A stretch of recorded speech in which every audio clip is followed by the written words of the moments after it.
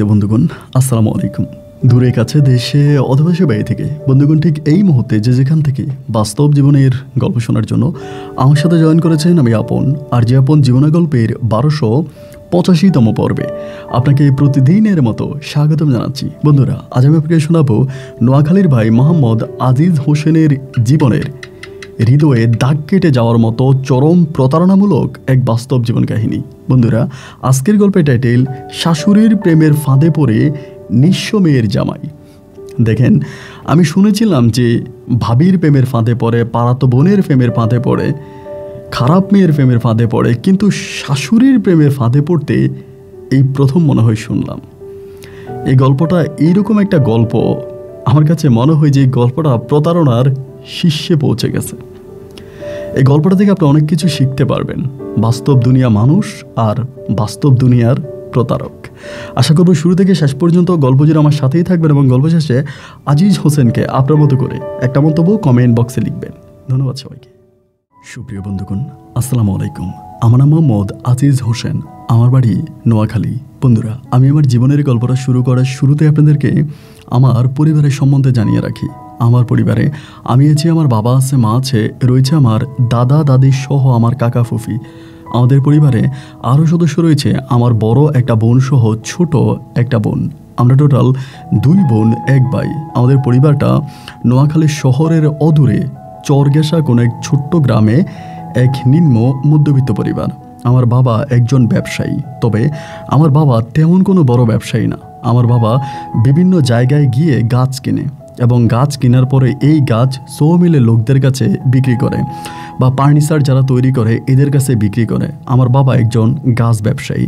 ছোটোবেলা থেকে দেখে আসছে আমি সুপারি গাছ এটা ওইটা আমার বাবা পাইকারিতে কিনতো এবং কেনার পরে এগুলা বিভিন্ন জায়গায় গিয়ে বিক্রি করতো। এটাই ছিল আমার বাবার একমাত্র ব্যবসা বা কাজ। ছোটোবেলা থেকে আমার জীবনটা মোটামুটি সুখে শান্তিতেই কাটে। আমাদের পরিবারটা অনেক ধনী কোনো পরিবার না হলেও আমাদের পরিবারে তেমন কোনো অভাব অনটন থাকে না। বাবা, মা আর বড় বোন সবাই আমাকে অনেক বেশি ভালোবাসে। যদিও আমার পুপুদের বিয়ে হয়ে যায় আর কাকারা তখন পৃথক হয়ে যায়, আমার বাবার কাছ থেকে আলাদা হয়ে যায় এবং আলাদা আলাদা বাড়ি বানিয়ে তারা আলাদা আলাদা অবস্থানে থাকতে শুরু করে। এমনভাবে আমার শৈশবের দিনগুলো কাটতে থাকে। একটা পর্যায়ে আমি মোটামুটি অনেকটাই বড় হয়ে যাই। আমি যখন মোটামুটি অনেক বড় হই, আমার বাবা ওই মুহূর্তে অনেকগুলো টাকার মাইর খায়। একটা জায়গায় আমার বাবা একটা সুপারির বাগান কিনে, আমাদের এক গ্রাম থেকে অনেক দূরের চরের একটা এলাকায় একটা সুপারির বাগান কিনে এবং ওই সুপারির বাগানটা কেনার পরে আব্বা সুপারির বাগানে টাকা দিয়ে আসে, মালিককে টাকা দিয়ে আসে এবং পরের দিন বাবা সুপারি কাটতে যাবে। কিন্তু পরের দিন সুপারি কাটতে গিয়ে আমার আব্বা দেখতে পায় যে বাগানে যত সুপারি ছিল রাতের বেলায় সব চোরাটা কেটে নিয়ে গেছে। আমার আব্বা তখন সেই এলাকার চেয়ারম্যান, মেম্বার সহ গণ্যমান্য লোকদের কাছে হাঁটতে থাকে। কিন্তু যিনি ছিলেন সুপারি বাগানের মালিক তিনি ছিলেন অনেক প্রতাপশালী, অনেক ক্ষমতাধর এবং আব্বা গোপন সূত্রে খবর পেল সেই সুপারির মালিকে নাকি লোক দিয়ে রাতের বেলায় তার বাগানের সুপারি কেটে এটাকে চোর হিসাবে চুরি হিসাবে চালিয়ে দেয়। যার পরিপ্রেক্ষিতে আমার বাবা যত মানুষের কাছে গেল এর কোনো বিচার পেল না। অনেকগুলো টাকা আমার আব্বা তখন ক্ষতিগ্রস্ত হয়। এরপরে আমার আব্বা ব্যবসা বাণিজ্য পরিপূর্ণভাবে ছেড়ে দেয়। আব্বা আর কোনো ব্যবসা করে না। আব্বা তখন ফসল করতে শুরু করে, এক কথায় বলতে গেলে কৃষিকাজ করতে শুরু করে। আমার বড় বোন তখন প্রায় অনেকটাই বড়, আমারও বয়স তখন প্রায় আপনার 14-15-র কাছাকাছি। 14-15-র কাছাকাছি ওই বয়সে আমি দেখতে শুনতে অনেকটা বড় হয়ে যায়, লম্বা হয়ে যায়। আমাকে দেখলে কিন্তু 14-15 বছরের ছেলে মনে হয় না, মনে হয় যেন আমার বয়স 25 এবং 30। শরীরের স্বাস্থ্য অনেক ভালো এবং অনেকটা লম্বা হয়ে যায়। এই অবস্থার মধ্যে আমার আব্বা তখন আমন ধান উঠায়, বাড়িতে আমন ধান উঠায়। ওই সময় কিন্তু আমাদের এলাকাতে সবার ঘরই প্রায় টিনের ঘর ছিল, সবারই প্রায় টিনের ঘর ছিল। এরকম পাকা দেওয়াল বা বড় কোনো ঘর, ওরকম বড় কোনো ঘর কারোই ছিল না, সবারই ধরেন টিনের ঘর। এই করতে করতে আমাদের এলাকাতে এক দুবাই প্রবাসী আমার এক দুঃসম্পর্কের কাকা, তিনি তখন একটা পাকা ঘর নির্মাণ করে। একটা পাকা ঘর তিনি তখন নির্মাণ করে এবং ওইটা ফাউন্ডেশন করা, উপরে ছাদ দেয়। তা আমরা তখন করে কি খলা করি, আপনারা হয়তো অনেকেই বুঝবেন। খলা হচ্ছে বাড়ি থেকে আশেপাশের কোনো একটা জমিতে আমরা তখন ওই যে এটা পরিষ্কার করে ওখানে আমরা ধান শুকাইতে দেই। তো খলা করা হলো এবং খলা করার পরে আমার এক পাশের বাড়ির কাকির সাথে ঝগড়া লাগার পরে আমার কাকি রাতের বেলায় তার ছেলেকে দিয়ে খলা একদম কেটে ফেলে। আমরা তখন ওখানে ধান শুকাইতে পারি না, তখন আমাদের আমন ধান আসে বাড়িতে। আম্মা তখন সিদ্ধান্ত নিল যে কী করা যায়। ওই মুহূর্তে আমার বড় বোন তখন বলতেছে, একটা কাজ করি, আমরা ওই চাচি আম্মার ছাদের উপরে ধান শুকাইতে দিই। তো ছাদের উপরে যদি শুকাইতে দিই তাহলে ধানগুলো তাড়াতাড়ি শুকিয়ে যাবে, আমরা ওখান থেকে মানে নিয়ে আসবো। তো ওই চাচির ছাদটাও তখন নতুন করা হলো এবং আমার মা তখন গিয়া বললো, আমার তো খোলাটা এরকমভাবে কেটে ফেলেছে, সো আমি তোর এখানে ধানগুলো শুকাবো। চাচি তখন বললো, আচ্ছা ঠিক আছে দেন, সমস্যা কী। এরপর আমরা ওখানে তখন ধান শুকানোর জন্য গেলাম। মনের পর মন ধান আমরা তখন ওখানে শুকাচ্ছিলাম। তো ধান পাহারা দিতাম। অনেক সময় পাখিরা, কাকের দলেরা এসে বা বিভিন্ন পাখিরা এসে ধান খেয়ে ফেলতো। ছাদের উপরে আমি তখন ধান পাহারা দিতাম। এরকম করে পাহারা দিতে দিতে একদিন হলো কি, দুপুরবেলা চাচি আমারে বলতেছে যে, আজিজ একটা কাজ করো, আজকে দুপুর আমাদের এখানে ভাত খাইও। তা আমি মনে করলাম, যেহেতু দীর্ঘদিন ওদের বাড়ির এখানে আমি আমার ধান পাহারা দিই বা ধান শুকাই, এই জন্য হয়তো চাচি আমার একটু মনে হয়েছে যে আমাকে খাওয়াবে, যার জন্য হয়তো দুপুরে আমাকে ভাত খাইতে বলছে। তাই আমি দুপুরে চাচি আমরা ওখানে ভাত খেলাম। খাওয়ার পরে চাচির সাথে মোটামুটি আমার একটা ভালো সম্পর্ক হলো। তো ওনার একটা মেয়েও আছে, ওই মেয়েটার বয়স প্রায় 2 থেকে 2.5 বছর হবে, এরকম ছোট। তাই আমি যখন ধান শুকাতে যাইতাম, ওই পিচ্চিটাও আইসা আমার সাথে বসে থাকতো, মানে দুজন অনেক দুষ্টামি করতাম। এই করতে করতে একদিন শাস্তি আম্মা করলো কি, আপনার নিয়ে আসলো, মানে লুডো নিয়ে আসলো। আমারে বললো যে, আজিজ চলো লুডো খেলি। এরকম করে লুডো খেলতেছি মোটামুটি চাচির সাথে আমার একটা ভালো সম্পর্ক তৈরি হয় ওখানে ধান শুকানোর সূত্র ধরে। খুব ভালো একটা সম্পর্ক হয়। চাচিও আমাকে অনেকটা বুঝে, আমিও বুঝি। এবং চাচা বিদেশ গেছে, বহু বছর হয়ে গেছে, দেশে আসে না। এরকম করতে করতে চাচি তখন তার মনের অনেক দুঃখ সুখ আমার সাথে শেয়ার করে। আমার কাছে অনেক কিছু বলে যে, তোমার চাচা অনেক বছর হয়ে গেল দেশে আসে না, আমার কোনো খোঁজ খবর নেয় না, মাঝে মাঝে ফোন দেয়, একটু ঠিকমতো কথাও বলে না। এরকম করে তখন আমার সাথে চাচির একটা ভালো সম্পর্ক হয়। আমি তখন মাঝে মাঝে চাচির মোবাইল দিয়ে গেমসও খেলতাম। ওই যে ওনাদের ছাদের উপরে বসে ওনার মোবাইল দিয়ে গেমস খেলি। এইরকম করতে করতে একদিন হলো কি, আপনার বৃষ্টি পড়তেছিল রাতের বেলা। আমাদের ধান শুকানো শেষ প্রায়, আমরা ধান গোলায় ঢুকাই ফেলছি। রাতের বেলা আমি তখন পড়তেছিলাম, আমি আমাদের স্কুলে তখন পড়ি, আমি তখন ঘরে পড়তেছিলাম। এমন সময় রাত্র আনুমানিক আপনার 9:30 কি 10টার মতো বাজে। 9:30 কি 10টার মতো বাজে, বৃষ্টি পড়তেছে। সাজিয়া মাইশা আমাকে ডাকতেছে যে, আজিজ একটু এদিকে আসো, বেরিয়ে আসো। আমার মা তখন বললো, কি রে এত রাতে ডাকে কেন, কোনো সমস্যা হলো? কারণ উনি তো ওই একা ঘরে থাকে। পরে আমি উঠে যেয়ে বললাম যে, কী হয়েছে চাচি? বলে, আমাদের ঘরে একটু আসবা। আমি তখন বললাম, কী হয়েছে? বলে, আসো না। তো এই চাচির সাথে আমি তখন ওনাদের ঘরে আসলাম। আসার পর উনি বলে, দেখো তো মোবাইলটার কী হয়েছে, মোবাইলটা যে কল আসে না। পরে আমি দেখলাম যে মোবাইলে কোনো সমস্যা নাই, মোবাইল ঠিক আছে। আমি বললাম, চাচি মোবাইল তো ঠিক আছে, মোবাইলে তো কোনো সমস্যা নাই। আমার বলতেছে, আজিজ একটা কথা বলি, যদি তোমার আম্মারে না বলো।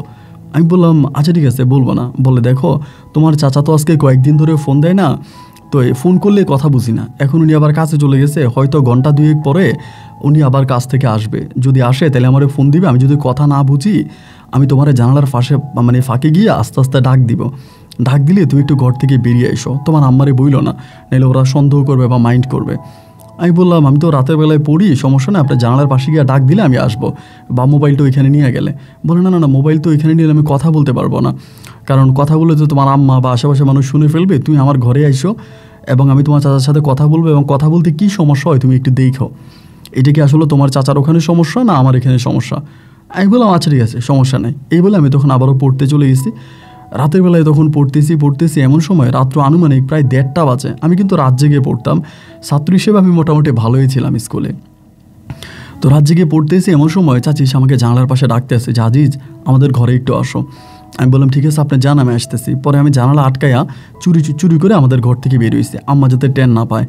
এবং আমি তখন চাচির ঘরে গেলাম। ঘরে যাওয়ার পরে আমি বললাম, চাচি কই মোবাইল দেন। বলে, তোমার কাকা তো ফোন দিছিল, এখন তো আবার কাইটে গেছে, একটু বসো দেখি ফোন আসে কিনা। তাই বলে, তুমি শরবত খাবা?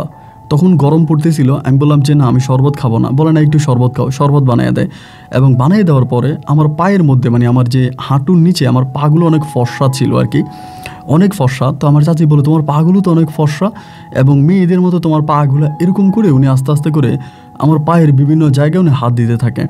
তা আমি ওনাকে মানা করি যে, চাচি আমার সারেন। এই অবস্থার মধ্যে কারেন্টটা চলে যায়। উনি হঠাৎ করেই কারেন্টটা চলে যায়, এবং কারেন্টটা চলে যাওয়ার পরে উনি ধস্তাধস্তি করতে শুরু করে। আমি তখন বলি, চাচি এগুলো কী করতেছেন? উনি কান্না করে আমাকে জড়াই ধরে যে, এবং একটা অবস্থার মধ্যে উনি বলে যে, ওনার জামাই আজকে বহু বছর আসে না, কান্না করতেছে আমাকে জড়াই ধরে, এমন একটা অবস্থা।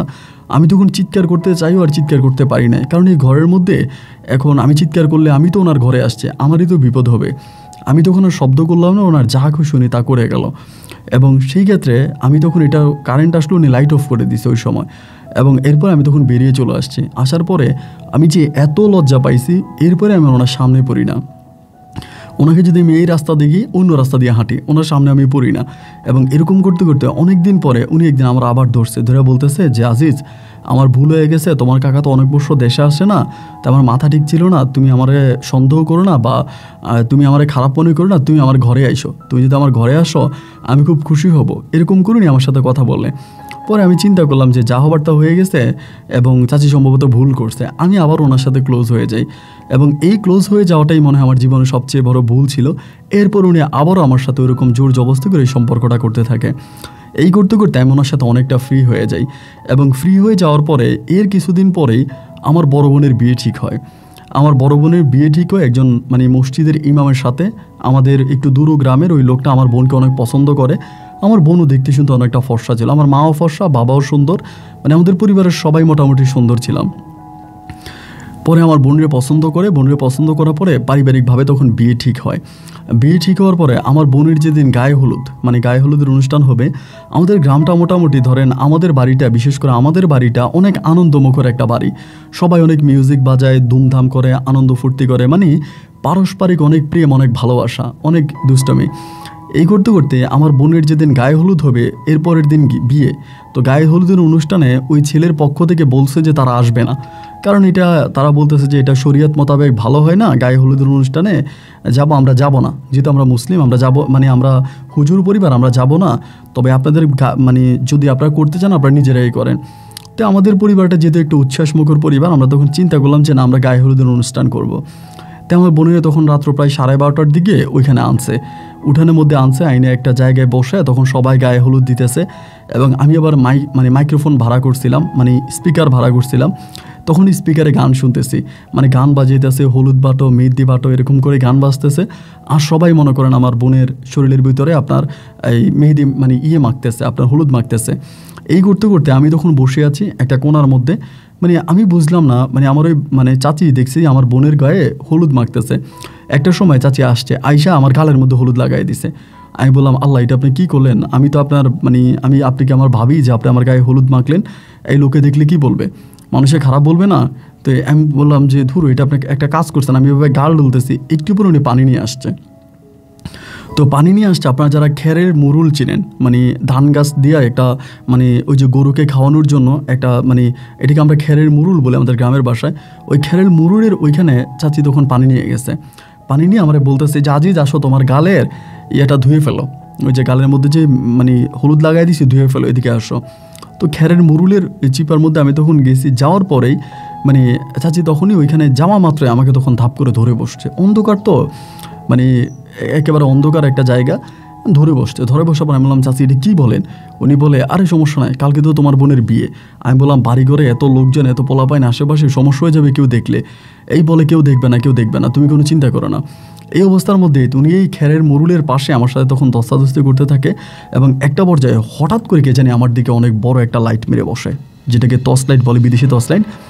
মারার পরেই চাচি তখন দৌড় দেয়, বাট আমি দৌড় দিতে পারি না, দৌড়ে এসে আমাকে ধরে ফেলে।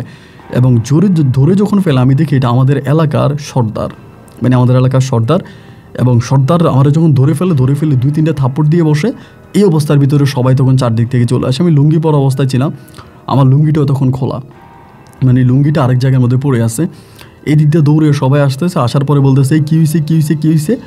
এবার বলতেছে যে ওই এটা কী করছে, ওই মহিলা কে? আমি তখন বলতেছি না, আমার আব্বা তখন বাড়িতে ছিল না, আব্বা আপনার মাংস অর্ডার দেওয়ার জন্য কই জানি গিয়েছিল, আব্বা বাড়িতে নাই। আস্তে আস্তে করে গ্রামের সবাই তখন এই বিষয়টা জেনে গেছে, সবাই তখন এখানে আসছে। সর্দার বলতেছে, এইটার বিচার হওয়া ছাড়া তোর বোনের বিয়ে হবে না, তুই এত বড় জিনা করলে তোর জিনার বিচার হওয়া ছাড়া তোর বোনের বিচার হবে না। বলেই তখন আমারে করলো কি, উঠানের মধ্যে নিয়ে আসলো, আমাদের উঠানে আনছে। আমাদের উঠানে আনার পরে আমি তখন কান্নাকাটি করতেছি। আমার আম্মা আইসা আপনার সর্দারে ধরতেছে, গ্রামের অন্য লোকেরাও সর্দারে ধরতেছে। সবাই বলতেছে যে এখন তো কালকে ওর বোনের বিয়ে, এবং এটা নিয়ে জানাজানি করলে ওর বোনের বিয়েটা ভেঙে যাবে এবং এটাতে সমস্যা হবে। সর্দারকে সবাই বোঝাচ্ছিল, কিন্তু সর্দার কোনো কথাই শোনে না। আমাদের উঠানের মধ্যে যখন সবাই সে চেয়ারম্যানে সর্দারের হাতে পায়ে ধরতেছে, সর্দার তখন করলে কি, ওই যে পাশের উঠানে চলে গেছে। আর পাশের উঠানটায় আমার চাচির উঠান, যেই চাচির সাথে আমার খারাপ সম্পর্ক ছিল ওনার উঠান। এবং ওনার উঠানে নিয়ে আমার তখন মারতে শুরু করছে। এবার পুরো গ্রামের মানুষ এক হয়ে গেছে। একে তো বিয়ে বাড়ি, তার উপরে আমি ধরা খাইছি আরেক মহিলার সাথে, মানে এই পুরো গ্রামবাসী তখন এক হয়ে গেল। এক হয়ে যাওয়ার পরে আমরা যখন মাইট দিছে, আমি তখন বললাম আমি এই চাচির সাথে খারাপ কাজ করছি, চাচির সাথে খারাপ কাজ করছি। এবং এইটা বলার পরেই তখন হচ্ছে চাচির মানে বাপ ভাইয়েরা ওই মুহূর্তে কেমনে কেমনে তারাই এটা কি চাচি খবর দিয়ে দেয় মোবাইল ফোনে না কি হয় আমি জানি না, এই মুহূর্তে চাচির বাপ ভাই তারা চলে আসে, ওনাদের পাশের গ্রাম ছিল ওই গ্রাম থেকে চলে আসে। ওনার এসে বলতেছে যে না আমাদের বোন এরকম না, আমাদের মেয়ে এরকম না, আমাদের মেয়ের নামে বদনাম উঠাইতেছে। চাচিও তখন করলো কি ঘর থেকে জুতা নিয়ে এসে আমাকে মারতে শুরু করছে, ঘর থেকে জুতা নিয়ে আইসাই আমার মারতে শুরু করছে। এত বড় সাহস, এই তুই আমার নামে বদনাম দিলি, এরকম করে। পরে গ্রামের সবাই সিদ্ধান্ত নিল একটা কাজ করেন, ওরে গ্রাম থেকে বের করে দেন, ওরে যদি গ্রাম থেকে বের না করেন তাহলে এই গ্রামে ওর বোনের বিয়ে হবে না। আমার আব্বা আম্মারে বললো তোমরা যদি এই শর্তে মানো যে তোমার ছেলে গ্রাম থেকে বেরিয়ে যাবে, আজকের পর থেকে সে আর জীবনে কখনো এই গ্রামে আসতে পারবে না, এই গ্রামের ত্রিসীমানায় সে আর কখনো ঢুকতে পারবে না, এটা যদি তোমরা মানো তাহলেই কালকে তোমাদের মেয়ের বিয়ে হবে, আর তা না হলে তোমাদের মেয়ের বিয়ে হবে না। আমরা এই বিয়েতে কেউ থাকবো না, এবং বরপক্ষ আসলে আমরা বরপক্ষকে পিটাই গ্রাম থেকে বের করে দিব। শুধু তাই নয়, সকালে তোমাদেরকে একসাথে গ্রাম থেকে বের করে দেওয়া হবে। আমার আব্বা তখন আসে, আমার আব্বা তখন এক কথায় রাজি হয়ে যায়। আমার আব্বা সর্দারে বলে আপনি যেটা বলছেন আপনার কথা আমি সম্পূর্ণ মানলাম, ঠিক আছে, আমার ছেলেরে আমার জীবন থাকতে আমি কোনোদিন বাড়িতে আসবো না, যদি আমি মারাও যাই আমার ছেলে কখনো আমার কবরে মাটি দিতেও আসবে না, আপনি বিশ্বাস রাখেন। এই কথা বলার পরে তখন আরেকজন লোক দিয়ে তখন আমাদের বাড়ি থেকে গ্রাম থেকে বের করে দেয়, এবং আমাকে ওখানে মারে, প্রচুর মারে, জুতা দিয়া পর্যন্ত মারে, এবং মানে প্রচুর মারা হয় আমাকে, মাইরা আমাদের গ্রাম থেকে বের করে দেয়। আমার মা আমার হচ্ছে মানে এক ঘরের মানে পাশের ঘরের এক ছেলের সাথে আমি তখন বাড়ি থেকে বেরিয়ে যাই, এবং আমার মা তখন ওই ছেলের বলে দেয় ওর নানুর বাড়িতে দিয়ে। পরে নানুর বাড়িতে যায়, নানুর বাড়িতে গেলে পরে সকাল হয়ে যায়। ওই সময় তো আমার নানা নানু সবাই তো এখানে আমাদের বাড়িতে। নানু বাড়িতে গিয়ে বারান্দার মধ্যে শুয়ে শুয়ে চিন্তা করতেছি, আল্লাহ এটা আমি কী করলাম, আল্লাহ এটা আমি কী করলাম, ও আল্লাহ আমি কী করলাম। এই অবস্থার মধ্যে পড়ে আসি, এবং আজকে তো আমার বোনের বিয়ে, আমি তো আমার বোনের বিয়েতে আর থাকতে পারলাম না। মানে ওই বারান্দায় বসে বসেই কান্না করতেছি। তা আমার কাছে তো কোনো মোবাইল ফোন টোন নাই যে আমি যোগাযোগ করবো বা কার সাথে কোনো কথা বলবো, মানে আমার তো কোনো মোবাইল ফোন, আর ওই সময় একটা মোবাইল ফোনের অনেক দাম। আমাদের পুরো বাড়িতে ওই শুধু চাচিরে মোবাইল আছে, শুধু চাচা বিদেশ থেকে ফোন করে। এই জন্য একটা পর্যায়ে সন্ধ্যার দিকে মাগরিবের কিছুক্ষণ আগে আমার নানা নানি আর আমার মামার আমাদের বাড়ি থেকে এই বাড়িতে আসছে। সেই পর্যন্ত আমি বারান্দার মধ্যেই বসে আছি, বারান্দার মধ্যে বসে বসে কান্না করতেছি। কি করব আর বলেন, আমার তো আর কোনো কিছু করার নাই। বারান্দায় বসে বসে কান্নাকাটি করতেছি। এক সময় নানু আসে, মামা আসে, এবং আসার পরে ঘরের দরজা খুলে আমি তখন ঘরে যাই। ঘরে গেলে পরে আমার মামা তখন আমাকে ওইখানে আবার মারতে শুরু করে ওই জায়গার মধ্যে। আমার নানু বলে আরে মারিস না, ওরা তো সবাই মারছে, গ্রামের প্রতিটা মানুষে মারছে, ওর বাপে মারছে, আরে আর কত মারবি। আমার মামা তখন বলে এই ওর জন্য আজকে ওর বাবা মা মরতে বসেছে, ওর জন্য ওর বোনের জীবনটা নষ্ট হয়ে গেল, আসমার জীবনটা নষ্ট হয়ে গেল শুধু ওর জন্য। এটা বলে মামা তখন কান্না করতে করতে ঘর থেকে বেরিয়ে যায়। বেরিয়ে যাওয়ার পর আমি নানুরে বলি আমার বোনের জীবন নষ্ট হয়ে গেছে, মানে কি হয়েছে নানু? নানু তখন কান্না করতে করতে বলে বরপক্ষের লোকেরা আসে নাই। আমি বললাম মানি এইটা আপনি কি বলেন, বরপক্ষের লোকেরা আসে নাই মানে? আমার নানু বলে বরপক্ষ থেকে ফোন করে বলছে যে ছেলের ভাই মানে আপনার জিনা করাতে গিয়া ধরা খাইছে, ওই ছেলের বোনকে তারা বউ বানায় নিবে না, তারা ওই পরিবারের মেয়েকে বউ বানায় নিবে না। ভাই এরকম খারাপ, বোন যে ভালো তার কি নিশ্চয়তা আছে? আর উনি ছিলেন ওই এলাকার মসজিদের ইমাম। বলে আমি একজন ইমাম, আমি চাই না যে আমি এরকম একটা পরিবারের মেয়েকে আমি বিয়ে করব। এবং তিনি ওটা প্রত্যাখ্যান করে উনি বিয়ে করবে না, তারা বরযাত্রী আসে না, তোর বোনের বিয়ে হয় না। বললাম আমার মা কেমন আছে? বলে তোর মায়ের অবস্থা খারাপ, তোর বাবার অবস্থাও খারাপ, তোর বোন তো জ্ঞান হারিয়ে ফেলছে, এবং পুরোটা বাড়ি একটা মানে রণক্ষেত্রের মতো হয়ে আছে, সবাই কান্নাকাটি করতেছে। আমি তখন বলি নানু বিশ্বাস করেন আমার এক ফোঁটা দোষও নাই, ওই মহিলা আমার সাথে এরকম করে, আজকে অনেকগুলো মাস ধরে আমার সাথে এগুলো করে। আমার নানু বলে এটা তো আমরাও জানি, আমরাও দেখছি ওই মহিলা এখানেই বসে আছে, হঠাৎ করে গিয়ে তোর গায়ে হলুদ লাগাই দিল, আমরা এটাও দেখলাম। আমরা সবাই বলতেছি আস্তাগফিরুল্লাহ, এই মহিলার কি এটা দেবন নাকি যে ওর গায়ে ওই মহিলা গিয়ে হলুদ লাগাই দিল? এরপরে দেখলাম মহিলা তোর ওইদিকে অন্ধকারে ডাইকা নিল, এরপরেই তো এই ঘটনা। আমরা তো বুঝি যে মহিলা এরকম করছে, কিন্তু কি করবি, ওই মহিলা তো অনেক টাকা পয়সার মালিক, তার পরিবারের তার স্বামীর টাকা পয়সা আছে, তার বাপের বাড়ির লোকদের অনেক হ্যাডাম আছে, যার কারণে তোর আর বিচার পাস নাই। আমি তখন নানু বাড়িতে থাকতে শুরু করি, নানু বাড়িতে থাকি এবং সেখানে কান্নাকাটি করি। মানে কী হয়ে গেল, আমাদের পরিবারটা পুরো নষ্ট হয়ে গেল। আমার আব্বার সাথে, আমার মায়ের সাথে, আমার বোনের সাথে কেউই কথা বলে না। মানে সবাই আমার মা বাবা বোন সবার সাথে খুব দুর্ব্যবহার করে, খারাপ ব্যবহার করে, কেউ কোনো কথা বলে না। এবং এরকম করতে করতে প্রায় এখানে 8-9 মাসের মতো পেরিয়ে যায়, আমি আর বাড়িতে যাই না। 8-9 মাস পেরিয়ে যাওয়ার পরে আপনারা দেখবেন যে কুমিল্লা, তারপরে হচ্ছে আপনার এই নোয়াখালী, চিটং বা ওই সাইডগুলোতে ধান কাটার জন্য, ধান কাটার মৌসুমে রংপুরের লোকেরা তখন আসে, মানে রংপুরের লোকেরা তখন আসে ধান কাটতে। তো এক রংপুরের লোক আমাদের বাড়িতে আসছে ধান কাটার জন্য, এবং ধান কাটার জন্য আসছে পরে ওই আমার মা তখন আমার নানু বাড়িতে এসে বলতেছে যে রংপুরের একটা লোক আসছে আমাদের বাড়িতে কাজ করার জন্য, কাজ করতেছে। এবং আমার মানে বলতেছে জাজিজের বাবা ওই রংপুরের লোকটার সাথে কথা বলছে, ওই রংপুরের লোকটা আসমারে বিয়ে করতে রাজি আছে। এখন আমরা আসমারে ওই রংপুরের লোকটার কাছে বিয়ে দেব। আমার নানু তখন কাঁদতে কাঁদতে বলল, আহারে বিয়ে ঠিক হইল একজন মসজিদের ইমামের সাথে, কিন্তু সেই বিয়ে ভেঙে গিয়ে আজকে বুঝি একজন মুজুর যার বাড়ি রংপুর তার সাথে বিয়ে হবে। আমার মা বলে এছাড়া আর কী করার আছে বলেন, ওর জন্য তার কোনো বিয়ের ঘর আসে না, কোনো বিয়ের ঘর আসেও না, এবং ওকে দেখলে মানুষ থুথু ফেলে, ওর দিকে কেউ তাকায় না। বউ সাজার পরও যদি কোনো মেয়ের বিয়ে ভেঙে যায় এরপরে কি তার বিয়ে আর হয় বলেন। আমার মা তখন কান্না করে, আমার নানুও কান্না করে, মন চায় আত্মহত্যা করে মরে যাই। সহ্য করতে পারি না যে আমার জন্য আমার গোটা পরিবারটা নষ্ট হয়ে গেল, আমার জন্য আমার গোটা পরিবারটা ধ্বংস হয়ে গেল। আমি আমার মতো পাপী মনে এই দুনিয়াতে দ্বিতীয়টা নাই। আমি পাপিষ্ট একটা ছেলে। কান্নাকাটি করতেছি আর চোখের পানি ঝরাইতেছি। নানুরেও বলতেছি, নানু গো আমার জন্য বুঝি আমার গোটা পরিবারটা শেষ হয়ে গেল।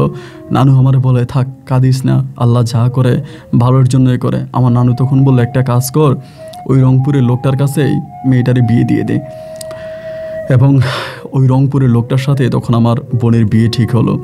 এবং ওই বিয়েতে আমাদের গ্রামের কোনো মানুষ আসলো না, শুধু আমার মা উপস্থিত থেকে তখন আমার বোনের বিয়ে দিয়ে দিল। আমার বোনের বিয়ে হয়ে গেছে, এবং বিয়ে হয়ে যাওয়ার পরে রংপুরের লোকটা তখন আমার বোনকে নিয়ে চলে গেল। তো রংপুরের লোকটা যখন আমার বোনকে নিয়ে চলে গেল, ওই মুহূর্তে কিন্তু আমার মা আবার ওই চাচির সাথে ভালো হয়ে গেছে। চাচি আমাদের ঘরে আসে, আইসা আমার মায়ের লগে পাম্পটি মারে। আর চাচির কাছে মোবাইল আছে, তো আমাদের ঘরে তো কোনো মোবাইল নেই, তো সেইজন যদি ফোন দেয় ওই চাচির নাম্বারে দেয়, চাচি আইনা আমার মায়ের কাছে দেয়। এই জন্য চাচি আবার মানে ওই আমার মায়ের সাথে ফ্রি হয়ে গেছে, বা আমার মায়ের ভিতরে রাগ আছে কিন্তু আমার মা এটা বুঝতে দেয় নাই।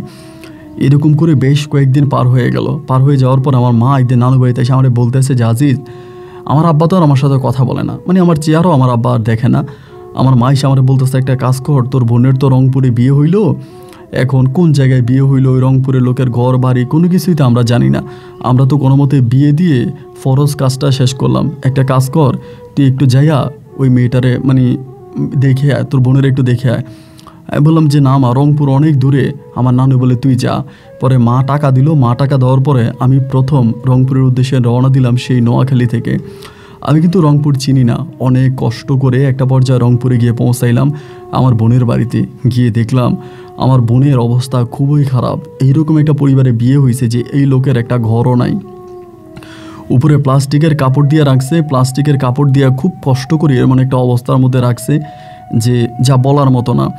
পরে আমি আমার নানার বাড়িতে ফোন করলাম, ওই রংপুর থেকে, রংপুরের এক পরিবারে মোবাইল আসছে, ওই পরিবার থেকে ফোন দিয়েছি নানু বাড়িতে। ফোন দিয়ে বললাম মায়েরা আসতে বলেন, আমার বোনের অবস্থা খুব খারাপ, মানে এখানে আমার বোনের এমন অবস্থায় রাখছে যে কি আর বলবো, আমার বোনের দিকে তাকানো যায় না, মানে আমার বোনের অবস্থা এতটাই খারাপ। মায়েরে বললাম। মা তখন বলে, আমি তো আসতে পারবো না, তুই থাক, তুই কয়েকটা দিন থাক ওইখানে। তো আমি কয়েকটা দিন থাকলাম। থাকার পরে মার সাথে কথা বলার জন্য, নানুর সাথে কথা বলার জন্য, মানে মার সাথে কথা বলতে গেলে আমার তখন আমার বোনে তখন ফোন দেয় আমার ওই চাচিরে, চাচি তখন আমার মায়েরে দেয়, আমি তখন আমার সাথে কথা বলি। আমি তখন ওই চাচির সাথে কথা বলি না, ওই চাচির সাথে আমি আর কথা বলি না। পরে আমি আম্মুর সাথে কথা বলি যে আম্মা এই অবস্থা। তো আমার বোনের ওখানে কিন্তু আমার মোবাইল নেই, আমার বোনের ওখানে মোবাইল নেই। মোবাইল হচ্ছে আমার বোনের বাড়ি থেকে মোটামুটি একটু দূরে আরেকটা বাড়িতে মোবাইল আছে, ওই মেয়েটার নাম হচ্ছে তাসলিমা, ওদের বাড়িতে মোবাইল আছে। এবং ওই বাড়ি থেকে আমার আম্মাকে আমি ফোন টোন দিতাম বা আমার নানির সাথে কথা বলতাম। তো ওই তাসলিমাদের বাড়িতে যাইতাম এবং যাওয়ার পরে মেয়েটারে দেখতাম। মেয়েটা দেখতে শুনতে অনেকটা সুন্দর ছিল, ভালো ছিল।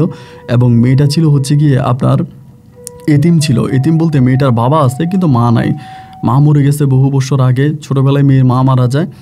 এরপরে এই মেয়ে হচ্ছে ওর বাবার সাথেই থাকে ওইখানে, ওই বাড়িতে যাইতাম আমি। 15-20 দিনের মতো ওই বাড়িতে যাই এবং মেয়েটার সাথে কথা বলি। তাসলিমা ছিল নাম, রংপুর বাড়ি। আমার সাথে অনেক মিষ্টি করে কথা বলে, সুন্দর করে কথা বলে, আবার রংপুরের ভাষাগুলো অনেক সুন্দর, কথা বলেও প্রচুর মজা পাই। এরকম করে মেয়েটার সাথে কথা বলতাম, মেয়েটাও আমার সাথে কথা বলতো। এরকম দুজনের মাঝে মোটামুটি একটা মানে ভালো ভালো ভালো ভালো সম্পর্ক তৈরি হয় এবং প্রায় 1 মাসের মতো আমি আমার বোনের বাড়িতে থাকি। 1 মাস থাকার পর আমি তখন চলে যাব এবং চলে যাবার পরে আমি চলে যাবো ওই মেয়েটার সাথে, তাসলিমার সাথে দেখা করলাম, করে বললাম আপনাদের বাড়িতে তো অনেক দিন ধরে আসছি, আমার মায়ের সাথে কথা বলার জন্য আপনাদের মোবাইল ব্যবহার করছি, তো চলে যাই, যদি আল্লাহ আবার বাঁচায় রাখে হয়তো আসবো, আমার বোনের দিকে খেয়াল রাখেন। তো মেয়েটা বলে যে আচ্ছা ঠিক আছে, আমার নাম্বার কি আছে? আমি বললাম যে না, নাম্বারটা লিখে দেন।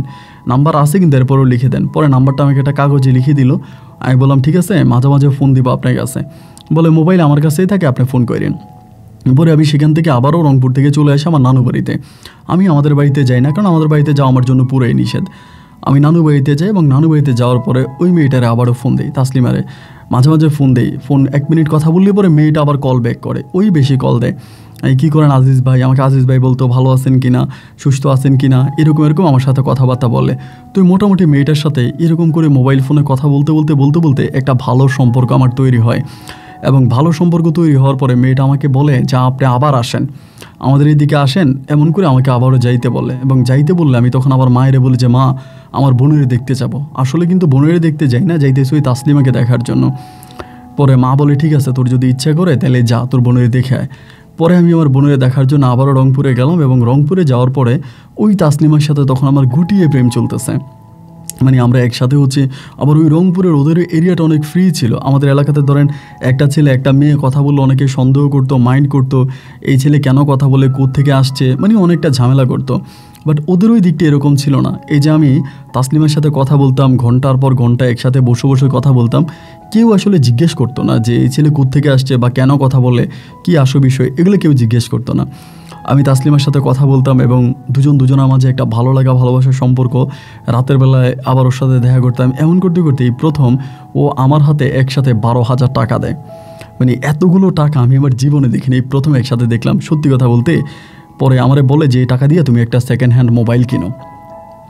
ও 12,000 টাকা দিয়ে, আবার আমার কাছে 3,000 টাকার মতো থাকে আমার জমানো। ওই 3,000 টাকা দিয়ে রংপুরে আমি তখন একটা সেকেন্ড হ্যান্ড মোবাইল কিনি বাজার থেকে। একটা সেকেন্ড হ্যান্ড মোবাইল কেনার পরে ওইটার মধ্যে সিম ঢুকে এবং সিম ঢুকে আমি তখন তাসলিমের সাথে কথা বলি। একটা বার যে আমি পুনরায় আবারও নোয়াখালীতে ফিরে চলে আসি। আসার পরে এই মেয়ের সাথে আমার কথাবার্তা হতে হতে আমরা মোটামুটি অনেকটাই প্রেম ভালোবাসাতে জড়িয়ে যাই। এবং একটা পর্যায়ে আমি তারে মানে ওই আমারে বলে বিয়ে করার জন্য। আমি ওরে বললাম বিয়ে করব, ও আমাকে বিয়ে করার কথা বলে। তো আমি বললাম যে তোমার আব্বারে বললো যে তোমার আব্বা রাজি কিনা। পরে ও তখন ওর বাবার সাথে কথা বলে, ওর বাবার সাথে কথা বললে পরে ওর বাবা তখন বলে যে আমার মানে ওর বাবা ওকে বলে যে না, আমি ছেলের বাবা মায়ের সাথে কথা বলবো, ছেলের বাবা মায়ের সাথে কথা বলবো, দেখি ছেলে কেমন। এবং এরপরে ও তখন আমার বোনের পরিচয় দেয়। পরে মেয়ের বাবা আমার বোনের সাথে কথাবার্তা বলে, আমার বোনের সাথে কথাবার্তা আমার বোনের শর্ত দেয় যে দেখো আমার তো একটাই মেয়ে, আর আমার ওই মা মরা মেয়েটারই তো আমি কোলে পিঠে করে মানুষ করতেছি, এবং আমার মেয়েটা যদি ধরো মানে আমি বিয়ে দিই তাহলে ছেলে ঘর জামাই থাকতে হবে। ছেলে ঢাকার হোক, চিটংয়ের হোক, নোয়াখালীর হোক, কক্সবাজারের হোক, যেখানেরই হোক সমস্যা নাই, কিন্তু আমার বাড়িতে ঘর জামাই থাকতে হবে। যদি আমার বাড়িতে ঘর জামাই থাকতে রাজি হয় তবেই আমি বিয়ে দেবো আমার মেয়েকে, অন্যথায় আমি আমার মেয়েকে এখন বিয়ে দেবো না। মানে তিনি এরকম করে ডিরেক্টলি বলে দেয়।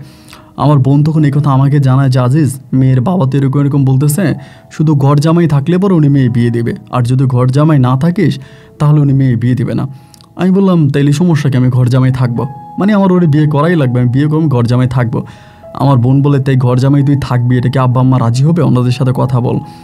আমার মার সাথে তখন কথা বলি, নানু বাড়িতে মা আসে। আসার পরে আমার মা বলে যদি ঘর জামাই হয় তাহলে তো আরও ভালো, কারণ ও তো কখনো ওর বাপের ভিটায় যাইতে পারবে না, যে ঘটনাও ঘটায় আসছে ও তো ওর বাপের ভিটায় কখনো যাইতে পারবে না, এবং ওই এলাকার মানুষেরা কখনো গ্রহণও করবে না। একটা কাজ কর, যদি ওইখানে চলে যায় তাহলে ওইখানেই আমরা ঘর জামাই ওরে বিয়ে দিয়ে দিই, ওইখানেও বিয়ে করে ফেলো ওই মেয়েকে। পরে আমার নানু দুঃখ করে আমার মাকে বলে তোর মেয়েটারও পাঠাই দিলি রংপুরে, এখন ছেলেটারও বুঝি রংপুরে পাঠাই দিবি, আর এটা কোনো কথা? আমার মা তখন বলে আমার তো ছোট একটা মেয়ে আছে, এইটার আমি দেখে শুনে এদিকে বিয়ে দিব, প্রয়োজন হয় এইটারও আমি ঘর জামাই বিয়ে দেবো, এটারে ঘর জামাই বিয়ে দিয়ে এইটার জামাইকে আমি সাথে রাখবো, আপনারা আজিজরা ওইখানে পাঠিয়ে দেন, কারণ ওর তো কোনো ভবিষ্যৎ নাই, এমনিতেই তো আমার কোনো টাকাও নাই, পয়সাও নাই, মানে আমার তো কোনো কিছুই নাই, আবার ও আমার বাবা আমার সাথে কথা বলে না। পরে মা বলে, নানুরে বলে যে এটাই করেন, আজিজরে রংপুরে পাঠিয়ে দেন, ও রংপুরে চলে যাক এবং সেখানে থেকে ওই মেয়েরে বিয়ে করে ওখানে স্থায়ী হয়ে যাক, তারপরে ও ভালো থাকুক, আমি ওর ভালো থাকা কামনা করি। যাই হোক, এরপরে আমার নানা নানু, আমার মা, আমার বাবা কিন্তু যায় নাই, আমাদের গ্রামের একটা মানুষও যায় না। এবং এই কয়েকজন মানুষ নিয়ে পরে তারা আমার বর সাজাইয়া আমার ওই গ্রামে নিয়ে যায়। মেয়ের বাবা কিন্তু আর আমাদের এখানে আসে নাই, মানে আমাদের এগুলো দেখাশোনা করার জন্য আসে নাই, কারণ মেয়ের বাবার কথা হচ্ছে মেয়ে থাকবে ওই বেটার কাছে। সুতরাং আমার তো ঘর বাড়ি তার দেখার দরকার নেই, সে আসেও নাই দেখেও নাই। আমরা তখন ওই রংপুরে যাই, গেলে পরে আমরা গাড়ি দিয়েই যাই, মানে বাসে করে যাই, নিজেরা কোনো গাড়ি ভাড়া করে যাই না। এমন না যে বর সেজে যাই, মানে দুলো সেজে যাই না। পরে সবাই আমার বোনের বাড়িতে থাকতে শুরু করে, আমার বোন জামাই সহ থাইকা পরে তাসনিমার সাথে আমার বিয়ে দিয়ে দেয়। মানে তাসলিমার সাথে আমার বিয়ে হয়, এবং বিয়ে হলে পরে আমি তখন তাসলিমাদের বাড়িতে থাকতাম এবং তাসলিমার সাথে তখন আমার খুব ভালো একটা সম্পর্ক। তাসলিমাকে বিয়ে করার প্রায় 5 মাসের মাথায় তাসলিমার আব্বা মারা যায়। ওর আব্বা মারা যায়, এবং ওর আব্বা মারা যাওয়ার পরে ওর পরিবারে, ওর আব্বা যেদিন মারা যায় সেদিন একটা মহিলা আসে ওর আব্বার কবর, মানে ওর আব্বার লাশ দেখার জন্য। এতদিন পর্যন্ত কিন্তু আমি এই ঘটনা জানতাম না, এবং লাশ দেখার জন্য যখন আসে গ্রামের মানুষ ওই মহিলাকে ওর আব্বার লাশ দেখায় না। পরে আমি দেখলাম যে মহিলাটারও বয়স কম, দেখতে শুনতে অনেক সুন্দরী। আমি তখন তাসলিমারে বললাম যে তাসলিমা, এই মহিলা কে, এবং এই মহিলা কোত্থেকে আসছে, মহিলা কি? আমি তখন তাসলিমারে বললাম যে কি বলো, এটা তোমার সৎমা? এটা কে? ওই মহিলাকে তাসলিমাকে জিজ্ঞেস করলাম, তো তাসলিমা বলতেছে এটা আমার সৎমা। আমি বললাম তোমার সৎমা? আমি তো তোমার সৎমায়ের কথা আগে কখনো শুনি নাই, যে এটা কীভাবে তোমার সৎমা? বলে হ্যাঁ, উনি আমার সৎমা। আমার মা মারা যাওয়ার পরে আমার বয়স যখন প্রায় 6 থেকে 7 বছর, ওই সময়তে আমার বাবা ওনাকে বিয়ে করে, এবং ওনাকে বিয়ে করার পরে উনি আমার আব্বুর সাথে প্রায় 1 বছরের মতো সংসার করে। এবং 1 বছর সংসার জীবনে আমার আব্বুর সাথে ওনার সম্পর্ক ভালো ছিল না। এবং সম্পর্ক ভালো না থাকার কারণে আমার আব্বুর সাথে উনি আমার আব্বুকে মেরে ফেলার পরিকল্পনা করে, এবং আব্বু এটা বুঝতে পারার পরে আব্বু ওনাকে ডিভোর্স করে দেয়, মানে তালাক দিয়ে দেয়। এবং আব্বু গ্রামবাসীকে বলে দেয় আব্বু মারা গেলেও যাতে উনি আমার আব্বুর বাড়ির ত্রিসীমানায় না আসে, আমার আব্বুর লাশটাও দেখতে না আসে। এখন আব্বু মারা গেছে, তো উনি আমার আব্বুকে দেখতে আসছে। পরে আমি বললাম যে ঠিক আছে, আমি যেহেতু মেয়ের জামাই, আমি তখন সবাইকে বললাম ঠিক আছে, একটা লাশ মারা গেছে, আমার শ্বশুর নাইলে ওসিয়ত করে গেছে, এরপরও মহিলা যদি দেখতে চায় তাহলে আমরা তারা দেখাই। কিন্তু গ্রামবাসী এই কথা রাজি হলো না যে ওনারে লাশ দেখাবে। এবং আমার এই কথাটা শুনে ওই মহিলাটা, মানে আমার শাশুড়ি, তখন আমার উপরে একটু দয়া হলো যে না, এই ছেলেটা তো অনেক ভালো। পরে আমার শ্বশুরের দাফন কাফন সম্পূর্ণ হওয়ার পরে, এবং তখন তো আমার বোন জামাই সবাই তখন এই বাড়ির মধ্যে, তো ওই মহিলাও তখন রয়ে গেছে। মহিলার নাম হচ্ছে রোমানা, ওই রোমানাও তখন রয়ে গেছে এবং ওই বাড়িতে। পরে আমার বউ আমার শাশুড়িরে বলতেছে আপনি চলে যান, আব্বার তো দাফন কাফন হয়ে গেছে, আপনি চলে যান। এবার আমি বললাম যে না, তোমার আব্বা আজকে মারা গেছে, মহিলাটাকে এইভাবে বিদায় করে দিও না, উনি যদি থাকতে চায় তাহলে থাকুক। তাই আমি তখন ওনাকে রেখে দিলাম, মানে আমি আমার তরফ থেকে আমি বললাম যে ঠিক আছে থাকেন। পরে উনি থেকে গেল, আমি যখন বলছি থেকে গেছে আমাদের বাড়িতে, এবং থেকে কয়েকদিন ছিল, 5-6 দিন ছিল। 5-6 দিন আমি তাসলিমারে বলছি কিছু বইলো না, তোমার আব্বা মারা গেছে, এমনিতেই তো আমাদের মন খারাপ, উনি থাকুক। 5-6 দিন পর উনি আবার চলে গেছে। এরপর উনির আরেক জায়গায় বিয়ে হয়েছে, ওখান থেকে উনি চলে আসছে, মানে তাসলিমার আব্বাকে ছাড়া পর অন্য জায়গায় বিয়ে হয়, ওই জায়গা থেকে উনি চলে আসে। এরপরে উনি তখন এখানে চলে আসে। আসার পরে আমার শ্বশুর মারা যাওয়ার মাসখানিকের পরে উনি মাঝে মাঝে আসে। কখনো ধরেন আমার জন্য হাঁসের মাংস নিয়ে আসে, এবং মেয়ের জামাই বলে আমার সাথে খুব সুন্দর করে কথা বলে, এটা আমার মেয়ের জামাই। এবং এরকম করতে করতে একদিন উনি আমাদেরকে বলে যে তাসলিমারও বলে যে একদিন জামাইরে নিয়ে আমার বাড়ি থেকে ঘুরে আয়, মানে তাসলিমাকে বলে। তাসলিমা বলে যে না, আমি যাব না। পরে আমি বললাম উনি যেহেতু এরকম করেই বলতেছে যে চলো না একদিন ওনার ওইখান থেকে ঘুরে আসি। আমি রিকোয়েস্ট করার পরে তাসলিমা তখন রাজি হয়। পরে আমি আর তাসলিমা মিলে ওই রোমানা, মানে আমার শাশুড়ির বাড়িতে যাই, মানে শাশুড়ির বাপের বাড়িতে যাই। এবং বাপের বাড়িতে গেলে পরে সবাই সাথে উনি পরিচয় করাই দেয় যে এটা আমার মেয়ে তাসলিমা, এটা আমার মেয়ের জামাই, তাসলিমার জামাই হ্যাঁ আজিজ। তো সবাই আমার সাথে খুব সুন্দর করে কথা বলে, আমরা 2 রাত ওখানে থাকি। এবং উনি তখন মোটামুটি অনেকটাই ক্লোজ হয়ে যায়, মানে আমার কাছে মানুষটাকে অনেক ভালো লাগে, যথেষ্ট হাসি খুশি বা আনন্দকর একটা মানুষ। আগে কি ছিল এটা আমি জানি না, কিন্তু যতটুকু আমি ওনার সাথে মিশলাম বা ওনার সাথে কথা বললাম, আমার দৃষ্টিতে মনে হলো যে উনি খুবই ভালো মনের একটা মানুষ, মানে অত্যাধিক ভালো। আমি তখন আমার ওয়াইফরে বললাম যে উনি মাঝে মাঝে আসতো আমাদের বাড়িতে, থাকতো, চলে যেত। এমন করতে করতে আমার বোনও কিন্তু তখন আমাদের বাড়িতে আসে না, মানে আমার যে বোন, আমার বড় বোন, আমার বোন যদি আমি বলি তুই এই বাড়িতে থাক, আমার বোন বলে যে না, লোকে খারাপ বলবে আমি আমার ভাই বিয়ে দিয়া আমি ওই বেটার বাড়ি দখল করছি, আমি যাব না। আমার বোন জামাইও আসে না। পরে আমি তাসলিমারে বললাম তুমি আর আমি এত বড় একটা বাড়িতে পড়ে থাকি, ওই মহিলা ওই মহিলা যদি থাকে তাহলে সমস্যা কি, থাকুক না। আমাদের তো কাজ করার জন্য একটা লোক লাগে। এই মহিলা কিন্তু রোমানা কিন্তু তখন অন্য আরেক বাড়িতে কাজ করতো, মানে ওনার বাপের বাড়িতে আরেকটা বাড়িতে উনি মাস থেকে কাজ করে, বাসা বাড়ি কাজ করে। পরে আমি বললাম আমাদের তো একটা কাজের লোকেরও দরকার, ঘর বাড়িতে অনেক কাজ টাজ আছে, এবং তখন কিন্তু তাসলিমা প্রেগনেন্ট, মানে ওর পেটে বাচ্চা আসছে। আমি তোমারও দেখাশোনা করা লাগে, একটা কাজ করি এই মহিলাটারে এই বাড়িতে নিয়ে আসি। তাসলিমা আমারে বলতেছে যে না, আমার আব্বা বলছো ওনার কাছ থেকে দূরে থাকার জন্য। আমি বললাম যে আরে যাই হোক, তোমাকে দেখাশোনা করার জন্য একটা মানুষ দরকার। আমার বোন তো আর আসতে পারতেছে না, আমার মাও তো আসে না, তা তোমারে দেখবে কে, যেহেতু তখন তোমার পেটে বাচ্চা আসছে। পরে ও তাসলিমা বলে আচ্ছা ঠিক আছে। পরে ওই মহিলাকে, মানে আমার শাশুড়িকে আমরা এই বাড়িতে রাখতে শুরু করি। ওনার কাজ হচ্ছে আমার বউকে দেখাশোনা করা এবং আমার বউর খোঁজ খবর নেওয়া, আমাদের ঘর বাড়ি পরিষ্কার করা, আমাদের সাথে ভালো করে থাকা। আমরা যা খাই তাই খাই এবং আমাদের সাথেই থাকে, কিন্তু উনি আলাদা ঘরে ঘুমায়। আমরা যেই ঘরে ঘুমাই ওই ঘরে ঘুমাই না, আলাদা একটা ঘরেই ঘুমায়। পরে আমি ওনার সাথে খুব সুন্দর করে কথা বলি, মানে মা করে কথা বলি। এইভাবে কয়েকদিন মা করে কথা বলার পরে উনি আমারে বলে যে জামাই, একটা কথা বলি, কিছু মনে করেন না, আমার তো আসলে অত বয়স হয় নাই, আপনি জামাই এরকম করে মা ডাকেন, আমার কেমন জানি লজ্জা লাগে, আপনি আমার মা ডাকেন না। আমি তখন বললাম কি বলেন, আপনি আমার শাশুড়ি মা, তো আপনাকে আমি মা ডাকবো না? বলে না, আপনি আমার মা ডাকবেন না, আপনি যদি বেশি মনে করেন আমাকে আন্টি ডাকতে পারেন, মা ডাকেন না। আমি তখন বললাম আন্টি ডাকবো? বলে হ্যাঁ আন্টি ডাকেন। পরে আমি আন্টি ডাকি। আর আমার বউ, আমি যে ওনাকে মা ডাকি, আমার বউ কিন্তু রাগ করে যে তুমি ওনারা মা ডাকো কেন, উনি আমাদের বাসায় কাজ করে, তুমি ওনারা কাজের বুয়া হিসাবে ডাকো। আমার বউ এরকম করে বলে। তাই আমি বললাম যে আচ্ছা ঠিক আছে, আমার মা ডাকি। পরে আমি মা করে ডাকতেছি, আন্টি করে ডাকতেছি, এবং আন্টি করে ডাকি। উনি থাকে, ঘুরে ফিরে আমাদের সাথে এরকম করে সময়গুলো কাটতেছে। এই করতে করতে আমি তখন আমার বউকে অনেক টেক কেয়ার করি, আমার বউকে অনেক যত্ন করি, আমার বউর সাথে থাকি। কিন্তু এই যে রোমানা আমার শাশুড়ি, উনি পোশাক আশাকগুলো পরতো অন্যরকম। উনি তো আমাদের বাসায় কাজ করতো এবং আমার বউয়ের দেখাশোনা করতো, আমাদের সাথে মানে থাকতো, কিন্তু ওনার পোশাক আশাক ছিল অন্যরকম এবং উনি খুব অন্যরকম পোশাক আশাক পরতো।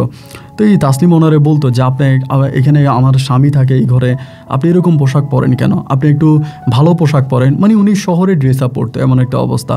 মানে বুড়ো হয়েছে কিন্তু ওনার শরীরে তো ওই বুড়োর ভাবটা নাই, যথেষ্ট ইয়াং একটা ভাব আছে। এইরকম করতে করতে ধরেন একটা পর্যায়ে দেখা গেল উনি আমার সাথে খুব দুষ্টমি করতো। মানে ওই রোমান আমার সাথে খুব দুষ্টামি করতো, আমার সাথে হাসতো, খেলতো, মিশতো, অনেক মজা মাস্তি করতো। এরকম করতে করতে আমার ঘরে, তাসলিমার ঘরে একটা মানে সন্তান হয়। একটা সন্তান হয় বলতে আমার একটা মেয়ে সন্তান হয়, কিন্তু দুর্ভাগ্যবশত সন্তানটা পেট থেকে মৃত বের হয়, মানে সন্তানটা মৃত হয়ে প্রসব হয়। এবং এই সন্তানটা মারা যাওয়ার পরে তাসলিমা অনেকটা ভেঙে পড়ে, ঘরের মধ্যে বসে বসে কান্নাকাটি করতো, ওর ভালো লাগতো না এবং সারাক্ষণ ঘরে ঘরে বসে থাকে, কান্নাকাটি করে। এবং ওই সময়তে আমি ওই রোমানার সাথে অনেকটা ফ্রি হয়ে যাই, আমার শাশুড়ির সাথে, ওনার সাথে আমি অনেক ক্লোজলি কথাবার্তা বলি, উনি আমার সাথে অনেকটা ফ্রি হয়ে যায়। মানে আমাদের মাঝে যে একটা জামাই আর যেই বলে যে শাশুড়ির যে একটা সম্পর্ক, ওইটা না, ওইটারও একটু ঊর্ধ্বে আমরা পৌঁছে যাই। এবং এই করতে করতে একদিন উনি আমার বলতেছে যে আজিজ, তোমার একটা কথা বলি, তাসলিমার যদি এভাবে ঘরের মধ্যে আটকায় রাখো, মানে তার তো মন খারাপ হয়ে থাকে, এরকম মন খারাপ হয়ে থাকে, তো এরকম মন খারাপ হয়ে থাকলে তো মেয়েটা আরও খারাপ হয়ে যাবে। একটা বাবু মারা গেছে, সন্তান মারা গেছে, তারে কোনো দিক থেকে নিয়ে ঘুরে আসো। যদি কোনো দিকে ঘুরতে নিয়ে যাও তাহলে তার মন মানসিকতার পরিবর্তন ঘটবে, তার মানে সময়গুলো ভালো কাটবে, আর তারা কোথাও ঘুরতে নিয়ে যাও। পরে আমি বললাম যে আমি তারা কোথায় ঘুরতে নিয়ে যাব, এবং ও কি যাবে? বলে হ্যাঁ ঘুরতে নিয়ে যাও। পরে আমি বললাম যে তুমি কি কোথাও ঘুরতে যাবা? ও বলে না আমি যাব না, মানে তাসলিমা যেতে রাজি হয় না। এরই মাঝে আমার শাশুড়ি তখন বলতেছে আমার একটা দুঃসম্পর্কের আত্মীয়র বাড়ি আছে তেঁতুলিয়া, মানে রংপুর তেঁতুলিয়াতে। বলে ওই যে তেঁতুলিয়ার দিকে আপনার অনেক সুন্দর সুন্দর ট্যুরিস্ট প্লেস আছে, মানে দেখার মতো সুন্দর সুন্দর জায়গা আছে, একটা কাজ করো আমরা ওই দিকে ঘুরতে যাই, তুমি তাসলিমারে নিয়ে আনো। পরে আমি তাসলিমারে বললাম যে চলো আমরা তেঁতুলিয়ার দিকে যাই, অ্যান্ড মানে এরকম রোমান আন্টি বলতেছে ওইখানে নাকি ওনার মানে ওনাদের কোন আত্মীয় আছে, ওই আত্মীয়র বাড়িতে থাকবে, আমরা দুষ্টমি করবো, চলো তোমার ভালো লাগবে। তাসলিমা বলে আমি যাবো না। পরে আমি ওরা জোর করি যে তোমার যাওয়াই লাগবে, সারাদিন ঘরের মধ্যে বসে বসে কান্নাকাটি করে, এটা কোনো কথা হইলো? মনে হয় দুনিয়াতে একমাত্র তোমার মানে তোমার সন্তানই মারা গেছে, আর কখনো কারো সন্তান মারা যায়নি, তার সন্তান মরে গেলে কি মানুষ এরকম করে? চলো। এরকম করে জোরাজোরি করে আমি তাসলিমা আর ওই রোমানা আমরা তখন রওনা দিলাম। উনি তখনও আমাদের বাসার কাজের মহিলার মতোই আছে। এরকম করে পরে ওনার সাথে আমরা তখন তেঁতুলিয়াতে গেলাম, এবং তেঁতুলিয়াতে ওনার এক আত্মীয়র বাড়িতে গেছি। আত্মীয়র বাড়িতে যাওয়ার পরে ওই আত্মীয়র বাড়িতে কয়েকদিন ছিলাম, এবং কয়েকদিন থাকার পর আমরা ওইখানে ঘুরতাম, তেঁতুলিয়ার বিভিন্ন প্লেসগুলোতে ঘুরতাম, ট্যুরিস্ট প্লেসগুলোতে ঘুরতাম, মজা করতাম, অনেক আনন্দ ফুর্তি করতাম। এই করতে করতে তাসলিমার হঠাৎ করে জ্বর উঠে যায়। মানে একদিন বৃষ্টি হয়েছিল, তাসলিমা দিনের বেলায় ভিজে, এবং ভিজার পর ওর মানে জ্বর উঠে, মানে এমন জ্বর যে ওর জ্বরে অবস্থা খারাপ। পরে ডাক্তারে ওষুধ দেয় এবং ওষুধের সাথে ঘুমের ওষুধ দিয়ে দেয়, যে ঘুমের ওষুধটা দিলে ওর জন্য ভালো হবে, যে ঘুম হবে। তো ঘুমের ওষুধ দিয়ে তো ওর সন্ধ্যার দিকে ওষুধ খায় ঘুমিয়ে যায়। ওই সময় ধরেন আপনার ঝুম বৃষ্টি নামছে, এত বৃষ্টি রাতের বেলায় মধ্যরাতে, প্রচণ্ড রকমের বৃষ্টি। এবং বৃষ্টির মধ্যে আমার শাশুড়ি আমার ওই রোমানা তখন আমার এসে বলতেছে যে জামাই ভিজবেন নাকি, চলেন উঠানের মধ্যে ভিজি। তো ওই বাড়িতে আরেকটা মেয়ে আছে, মেয়েটা ছোট আর কি, বলে ও ভিজবে, নাম হচ্ছে খুকি, বলে যে খুকিও ভিজবে, আপনি ভিজবেন, চলেন উঠানের মধ্যে যেয়ে ভিজি। এবং মুষলধারে বৃষ্টি হইতেছে। আমি তখন বললাম যে আমার বউ তো অসুস্থ, ও আবার উঠে যদি আমার না পায়, বলে আর দূর, ও উঠে আপনারা না পাইলে কী হবে, ও তো ঘুমাইতেছে, আর ওর ঘুমের ওষুধ দিছে না, উঠবে না, চলেন। পরে আমাকে মোটামুটি একটু টানার হ্যাঁচড়া করে আমাকে তখন নিয়ে গেল। এবং নিয়ে যাওয়ার পরেই এই বৃষ্টির মধ্যে তখন ভিজতে শুরু করি, আমিও ভিজি এবং ওই রোমানাও ভিজে। এরকম করে ভিজতে ভিজতে ওনার সাথে আমার অনেকটা দস্তাদস্তি পর্যায়ে চলে যায়। এখানে কিছু কথা বলে রাখি, আমার ওয়াইফ যখন প্রেগনেন্ট হয় তখন থেকে কিন্তু আমি ওর বউয়ের কাছ থেকে দূরে থাকতাম, শারীরিক সম্পর্ক করতাম না। এরপরে বাচ্চাটা মারা যাওয়ার পরেও আমি ওর গায়ে ওভাবে হাত দিতে পারতাম না, ওর মন অনেক খারাপ থাকতো, সবসময় কান্নাকাটি করতো। এরকম করতে করতে নিজের মাঝে ধরেন একটা শারীরিক চাহিদা তখন জেগে বসে। উঠানের মধ্যে লাফালাফি করতেছি, দফাদফি করতেছি, আমি ওনার গায়ে ধরতেছি, উনি আমার গায়ে ধরতেছে।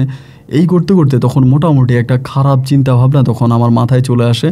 এবং সেই খারাপ চিন্তা ভাবনা থেকে তখন আমার শাশুড়ি আমারে বলতেছে যে ঠিক আছে, গোসল তো করে ফেলছি, আর সরি তুমি তো মনে করো ভিজে গেছে, এখন ভিজা তো আর ইয়েতে যাবে না, চলো কল পারে যায়, ওখানে কল আছে, বলে কলের মধ্যে গিয়া তখন গোসল করে ফেলি। তা আমিও তখন কলে ঢুকলাম, আমার শাশুড়িও ঢুকলো। ওই পিচ্ছি মেয়েটা তখন ঘরে চলে গেছে, ও ঘরে কাপড় পাল্টাইতে গেছে। এই সময় তখন ওই যে আপনার কলের 4-5টা ছিল আপনার ঢাকনা দেওয়া, একে তো রাতের বেলায়, তার উপরে 4-5টা কলা পাতা দিয়ে ঢাকা ছিল। এবং ওই জায়গার ভিতরে প্রথম আমার একটা খারাপ সম্পর্ক, যেটাকে বলে একটা খারাপ সম্পর্ক আমার হয়ে যায়। এবং ওই খারাপ সম্পর্কটাই প্রথম আমার শাশুড়ি বলতে ওই রোমানার সাথে হয়। এবং হওয়ার পর আমি তখন অনেকটা বিব্রত হয়ে যাই। এবং সেদিন আমি অনেক ভালো লাগে, আমার ভিতরে শারীরিক যে শান্তিটা আমি এটা পাই। আমার কাছে মনে হয় যে আমার বউ আমার ওই শারীরিক শান্তিটা দিতে পারতো না, তাসলিমা দিতে পারতো না। আমার ভিতরে ওনাকে অনেক ভালো লাগে। বেশ কয়েকদিন ওই বাড়িতে থাকি এবং মাঝে মাঝে ওনার সাথে আমার এই ধরনের সম্পর্ক হয়।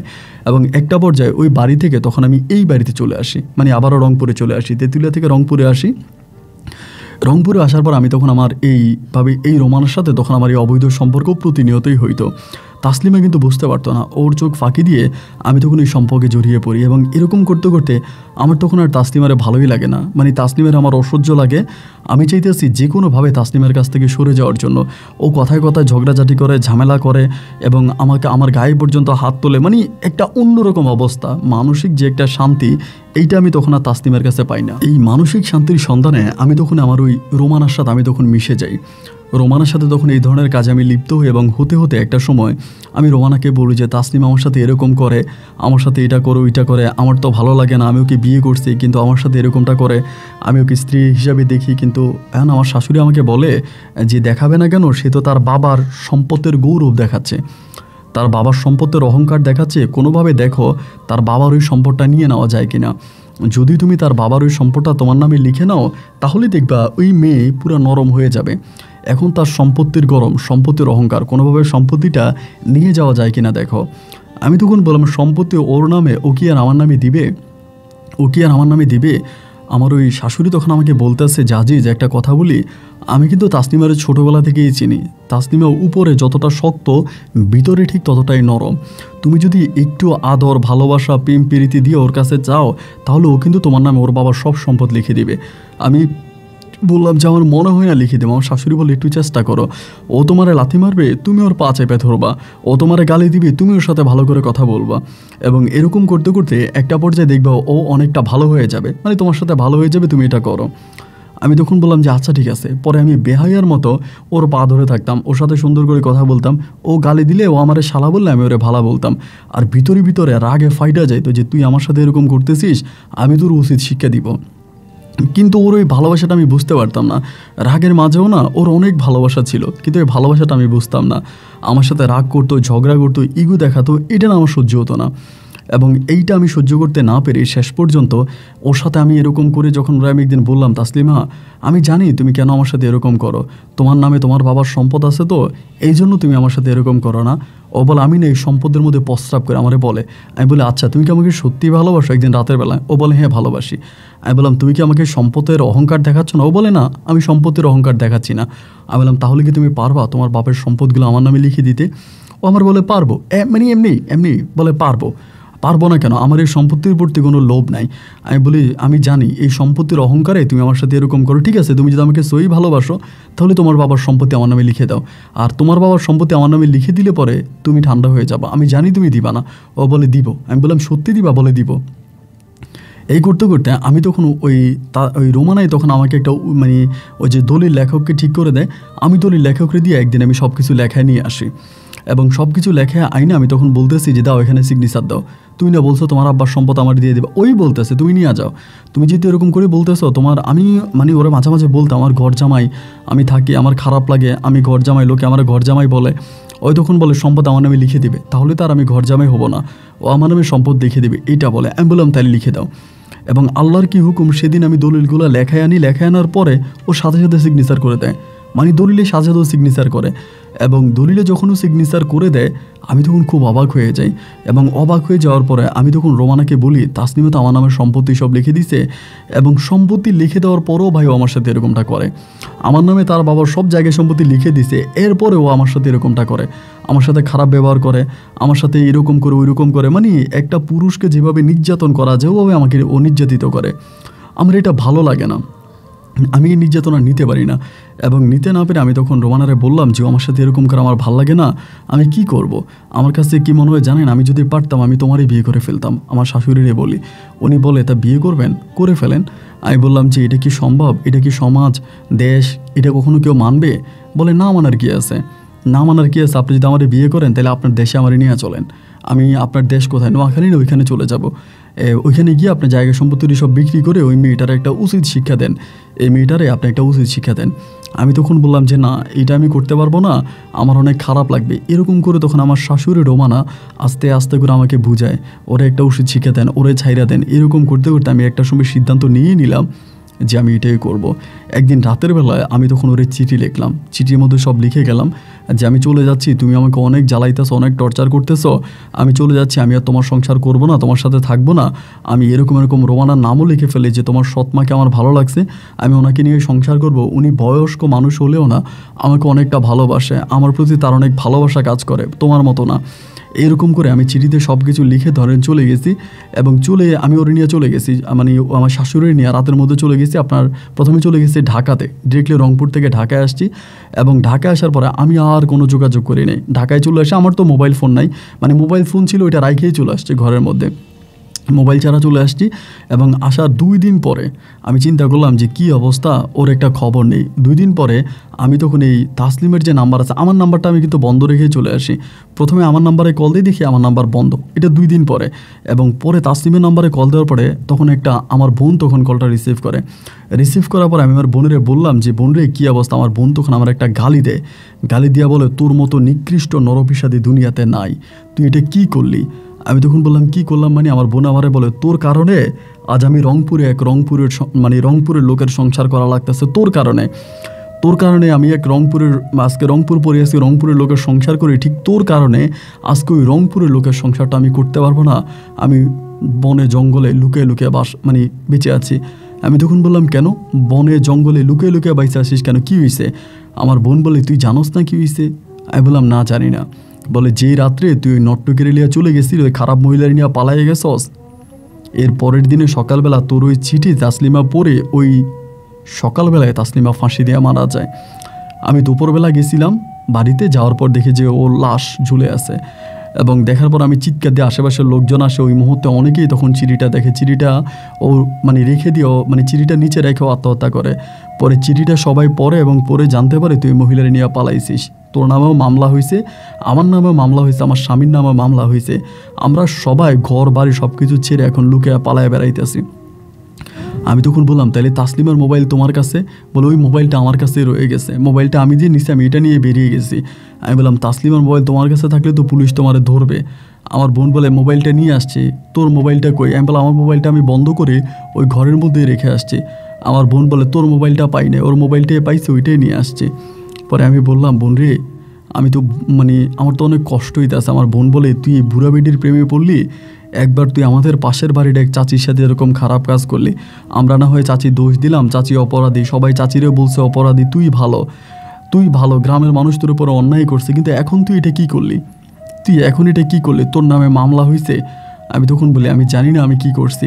এবং এইভাবে আমি তখন ঢাকাতে এই রোমানার সাথে পড়ে আসি এবং রোমানাকে জানাই তাসলিমা মরে গেছে। রোমানা তখন বলে এরকম মেয়ের মরে যাওয়াই উচিত, ওর ভিতরে বিন্দু পরিমাণের কোনো অনুশোচনা দেখলাম না, মানে কোনো অনুশোচনায়। আমরা যে বাড়িতে ভাড়া থাকতাম এই বাড়িতে প্রায় 18 দিন ওই বাড়িতে ছিলাম। 18 দিনের মাথায় হঠাৎ করে একদিন পুলিশ আমাকে ধরে বসে।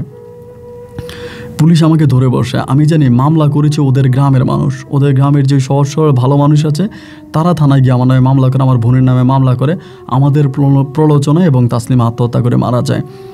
আমি আমার এই ঢাকাতে এসে পুলিশ কিভাবে আমার এই ঘরের ঠিকানা জানলো, ওইখানে এসে পুলিশ আমাকে ধরে বসে। ওই ঘরের মধ্যে পুলিশ আমাকে ধরে বসে এবং ধরে বসে পুলিশ আমাকে তখন ধরে নিয়ে চলে যায়। ওই ঘর থেকেই ধরে নিয়ে চলে যায় এবং ধরে নিয়ে চলে যাওয়ার পরে আমাকে রংপুরের ডিভিশনে নিয়ে যায় এবং ওখানে নিয়ে আমাকে তখন জেল হাজতে প্রেরণ করা হয়। আমার নামে মামলা হয়ে যায়।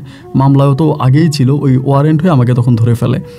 তো আমি তখন আর ওই জেল থেকে বেরোতে পারতেছি না। আমার মা, আমার বাবা কেউই তো আমার সাথে নাই। সম্পূর্ণ এই রোমানা তখন দৌড়াইতে আছে আইন আদালতে, এখানে ওইখানে বিভিন্ন জায়গায় দৌড়ে প্রায় 8 মাস আমি জেলে থাকি। 8 মাস পরে রোমানা আমাকে জামিনে বের করে নিয়ে আসে। আনার পর আমি তখন ঢাকায় চলে আসি। ও আমাকে ঢাকায় নিয়ে আসে। আমি তখন ওর সাথে আবারও থাকতে শুরু করি। ও আমাকে বলে আমি কিন্তু ওকে বিয়ে করছি, ঢাকায় না, ওকে আমি কলমা করে আবার বিয়ে করছি। পরে রোমানা আমারে বলতেছে একটা কাজ করো, রংপুরের জায়গাগুলো বিক্রি করে দাও, রংপুরে তো তুমি আর যাইতে পারবা না, যেহেতু মামলা মোকদ্দমার ঝামেলা চলতেছে। আমি পার্টি দেখি, তুমি পার্টির কাছে রংপুরের জায়গায় বিক্রি করো এবং রংপুরের জায়গাগুলো বিক্রি করে তুমি ঢাকার মধ্যে জায়গা কিনো, ওখানে বাড়ি বানাও, মাসে বাড়ি ভাড়াও পাইবা, নিজেও চলবা, আমিও চলবো, আমাদের কোনো অভাব অনটন থাকবে না, এটাই করো। আমি তখন বললাম যে এটা করা কি ঠিক হবে? ও বলে হ্যাঁ এটাই করো। এবং জানতে পারি তাসলিমার বাবার পাশেই তাসলিমাকে দাফন করা হয়। এবং একটা পর্যায়ে আমি তখন এই তাসলিমার সৎ মায়ের কথা শুনে আমি রংপুরের জায়গাগুলো বিক্রি করতে শুরু করি একটা লোকের কাছে, মানে লোক বলতে একটা কোম্পানির কাছে। তখন আস্তে কোম্পানির কাছে অনেক টাকা জায়গা বিক্রি করি। ওরা ওখানে ব্রিক ফিল, তারপরে এইটা ওইটা অনেক কিছুই করবে, গরুর ফার্ম করবে। এরপর এরকম করতে করতে ওদের বিটা মাটি যা ছিল সব বিক্রি করে দেয়। আমার বোন আমাকে বারবার মানা করে, আমার বড় বোন আসমা আমাকে বারবার মানা করে যে ভাইয়া এগুলো করিস না, কিন্তু আমি আমার বোনের কোনো কথাই শুনি না শুনে জায়গা সম্পত্তিগুলো বিক্রি করে তখন ঢাকায় আইনা জায়গা কিনে এবং জায়গাগুলো ওখানে আমি 6 তলা বাড়ি বানাই এবং রংপুরে যত জায়গা ছিল সব বিক্রি করে দিই, কিছুই রাখি না। এখানে জায়গা কিনে এরপর জায়গা করে আমি 6 তলা একটা বাড়ি বানাই বাড়ি ভাড়া উঠাইতে আসি এবং আমি একটা সুখের জীবনে চলে আসি। আমার আর কোনো অভাব থাকে না। আমি আমার বউ রোমানাকে নিয়ে এখানে সেখানে ঘুরতে যাই এবং কক্সবাজার যাই, সেন্ট মার্টিন যাই, খাগড়াছড়ি যাই, বান্দরবানে যাই, সুন্দরবনে যাই। পুরো বাংলাদেশটা আমি তখন ঘুরে বেড়াই। শুধু বাংলাদেশ নয়, পাসপোর্ট করে আমি রোমানাকে নিয়ে ইন্ডিয়াতে পর্যন্ত যাই। কিন্তু রোমানার ঘরে কোনো সন্তানাদি হয় না। এই ঘটনাগুলো যখন আমার বোন আমার বাবা মায়ের কাছে বলে, আমার বাবা মা তখন আমার কাছ থেকে আগেই তো মুখ ফিরিয়ে নিয়েছিল, এখন তারা আরও মুখ ফিরিয়ে নেয়। তারা বলে আমি তাদের সন্তানই না, তারা আমার সাথে কথাই বলতে চায় না। আমার সাথে আমার বাপ মায় কোনো কথাই বলে না, কোনো যোগাযোগে রাখে না, তাদের সাথে আমার টোটালি কোনো যোগাযোগ নাই। আমি তখন এই রোমানাকে নিয়ে দেশ বিদেশে এখানে সেখানে ঘুরে বেড়াই, আনন্দ করি, ফুর্তি করি এবং সম্পূর্ণ রোমান্টিক একটা জীবন আমি তখন পৌঁছে যাই। এইভাবে সময়গুলো কাটতে কাটতে একটা পর্যায়ে তখন এই বাড়ি ভাড়া পাই, দুজনে চলি। এরকম করতে করতে রোমানের পেটে কোনো বাচ্চা কাচ্চা হয় না। একদিন আমি ওরে বলতেছি আমি একটা বিয়ে করব, তোমার পেটে তো বাচ্চা হচ্ছে না, আমার একটা বিয়ে করা দরকার। আসলেই কিন্তু আমি একটা প্ল্যানিং করতেছিলাম যে একটা বিয়ে করব, কারণ আমার তো বাচ্চা কাচ্চা লাগবে। ও আমার বল আমি তোমার ভাগটা পৃথিবীর কাউরে দিতে পারবো না। এই নিয়ে ধরুন আমাদের স্বামী স্ত্রীর মাঝে প্রথমে ঝগড়াটা শুরু হয়। ঝগড়াটা এই থেকে শুরু হয়, আমি বলি বিয়ে করব, ও আমাকে বলে না বিয়ে করতে পারবা না। আমি বলি আমার তো বাচ্চা কাচ্চা দরকার আছে, আমাকে আমার বাচ্চারা বাবা বলে ডাকবে, বাবা ডাক শুনতে কান্না ইচ্ছে করে। ও আমাকে বলে যে না আমি তোমার ভাগ কাউরে দিতে পারবো না। এই নিয়ে স্বামী স্ত্রীর মাঝে একটা ঝগড়া হয়, ঝামেলা হয়। এমন করতে করতে এই 1 দিন 2 দিন 3 দিন 4 দিন কাটতে কাটতে একটা সময় হঠাৎ করে আমার প্রায় মাস 3 ভিতরে আমার একদিন জ্বর উঠে, প্রচণ্ড রকমের জ্বর উঠে। এবং জ্বর উঠার পরে এই জ্বর থেকে আমার বুক ব্যথা এবং বুক ব্যথা হতে হতে আমার আর কোনো মেমোরিজ মনে নেই, মানে আর কোনো স্মৃতি মনে নেই। একটা পর্যায়ে আমি পাগল হয়ে যাই, ওই বুক ব্যথা থেকে আমি পাগল হয়ে যাই। এবং এর মধ্যে কী হয়েছে না হয়েছে আমার সাথে তার কোনো কিছুই মনে নেই।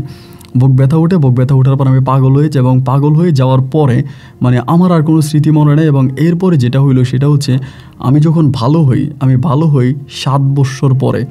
আমি পুরো 7 বৎসর পাগল থাকি। এই 7 বৎসরের কোনো স্মৃতি, কোনো মেমোরি, কোনো কিছুই আমার মনে নেই। 7 বৎসর পরে আমি আমার নানুর বাড়িতে বলতে আমার মা তখন আমার নানু বাড়িতে চলে যায়। মা নানু বাড়িতে থাকতো, এবং ওই আমাদের বাড়িতে সমস্যা ওইটা আরও অন্য ঘটনা। আমার বোন, আবার আমার যে ছোটো বোন আছে, ছোটো বোনের বিয়ে নিয়ে, ওইটা না বলি। পরে মা বাবা নানু বাড়িতে চলে আসে। আমি তখন আমার বাপ মায়ের সাথে নানু বাড়িতে থাকতাম। আমার আব্বা আম্মা ওই দিকের জায়গা সম্পত্তি সব বিক্রি করে নানু বাড়িতে চলে আসে। পরে নানু বাড়িতে থাকতে শুরু করি, এবং নানু বাড়িতে থাকা অবস্থা আমি তখন ভালো হওয়ার পরে আমার মা বলতেছে আমার কুফুরি করা হয়েছিল, আমার এই কুফুরি করে পাগল বানাই দিছে। আমার কুফুরি করে পাগল বানাইছে, এবং পাগল বানানোর পরে আমি সম্পূর্ণরূপে এই কুফুরি অবস্থা আমি তখন পাগল হয়ে যাই। পরে আমি আমার বাড়ি তখন যাই ঢাকাতে আমার বাড়ির সম্বন্ধে জানার জন্য, এবং জানতে পারি আমার বাড়ি বিক্রি করে দেওয়া হয় আরেক লোকের কাছে। আমি নাকি মানে পাগল হওয়ার আগেই আমার বাড়ি আমি আমার বউ রোমানার নামে লিখে দিই। এবং রোমানার নামে লিখে দেওয়ার পর আমি পাগল হয়ে যাই, এবং পাগল হয়ে যাওয়ার পরে রোমানা এই বাড়ি আরেক লোকের কাছে বিক্রি করে দেয়। এবং বিক্রি করে রোমানা আরেক ছেলের সাথে প্রেম করে রোমানা ইতালি চলে যায়। মানে আরেক ছেলে, রোমানা এবং ওই ছেলে দুজনে একসাথে ইতালি চলে যায়, এবং তারা এখন ইতালিতে আছে। তা আমি এই জায়গায় সম্পত্তি নিয়ে প্রচুর দৌড়দৌড়ি করি, এবং আমি তো দলিল দিই না, মানে আমার জানা মতো আমি দলিল দিই না। কিন্তু এই দলিল সিগনেচার কীভাবে আমার কাছ থেকে হয়েছে, আমি তখন মামলা টামলা করি, বাট আমি এরই মাঝে কিছুই পাই না। এদিক দিয়ে আমার আব্বা আম্মা বলতেছে আর মামলা টামলা করার দরকার নাই, যা কিছু হয়েছে তুই এবার বিদেশ চলে যা, তুই আর দেশে থাকিস না। কারণ আমার আব্বা আম্মা আমাদের পুরনো জায়গায় সম্পত্তি বিক্রি করে ওইখানে কিছু টাকা পয়সা থাকে, এবং থাকার পরে ওই টাকা দিয়ে আমার বাপ মা তখন বহু কষ্টে আমাকে আরবের একটা দেশ ওমানে পাঠিয়ে দেয়, এবং সেই থেকে আমি আজ পর্যন্ত ওমানে আছি। তো ওমানে থাকা অবস্থা আমি আপনার গল্পগুলো শুনি। আমি প্রতিদিন অনেক লোকদের মাধ্যমে, মানে অনেক লয়ারদের মাধ্যমে কথা বলি, উকিলদের মাধ্যমে কথা বলি, সবাই বলে আমি আমার বাড়িটা পাবো। আমি তো পাগল ছিলাম, পাগল অবস্থায় আমার কাছ থেকে বাড়ি নিয়ে গেছে। আমি অনেক চেষ্টা করছি আমার বাড়িটা রক্ষা করার জন্য, কিন্তু কোনোভাবেই পারতেছি না। এবং যেই লোকে বাড়িটা কিনছে সেও অনেক প্রতাপশালী, ক্ষমতাশালী ব্যক্তি, ওনার কাছ থেকে আমি বাড়িটা উদ্ধার করতে পারতেছি না। এবং আমি যত কাগজপত্র ডকুমেন্ট আছে আমি সবই দেখলাম, মোটামুটি সবই জাল দলিল। আমার যে দলিলটা করা হয়েছিল এটা জাল দলিল করে আমার বাড়িটা দখলে নিয়ে গেছে।